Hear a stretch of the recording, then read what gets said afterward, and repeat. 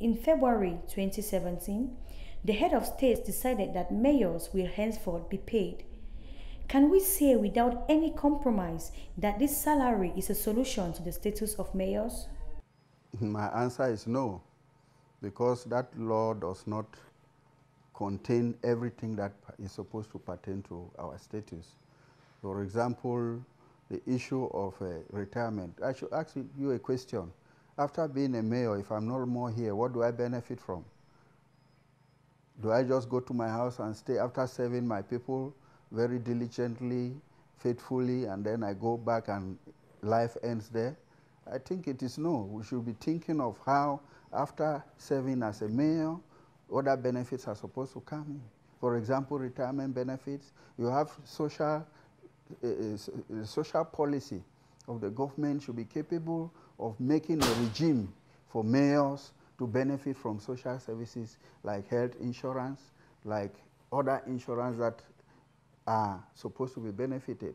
Because after being a mayor, if I'm not in a health insurance coverage, that is general, that is globalized, it means that I'll be left to myself after this profession. So we think that things like those are supposed to be inclusive.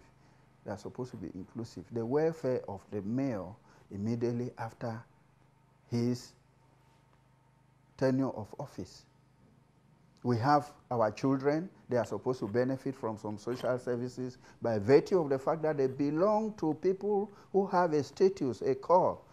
Other people have those benefits. I think we should not be exempted from that. Our children should be capable of benefiting from certain advantages, social and otherwise, because they are our progeny.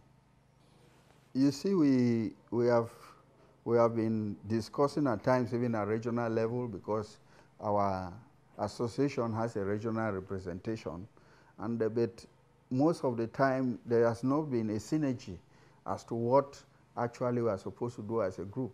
For example, we just recently had a company that sent his brochures here to us that we should sign for health insurance, this and that. But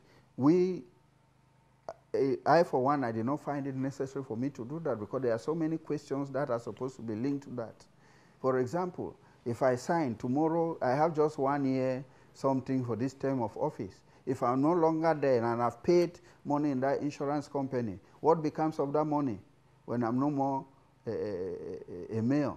So you see, those things are supposed to be properly discussed, and then with the parties concerned, all the stakeholders, so that we know, because otherwise we'll just be pumping money into the hands of an insurance company, and when you are no more a mayor, they say you are no longer contributing, because we are contributing by virtue of the fact that we are mayors.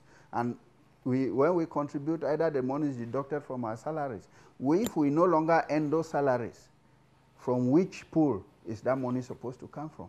And if we are not capable of doing that, it means there should be breach of that contract either by us, because we can no longer pay, and then what becomes of the money that we had already paid into the insurance company.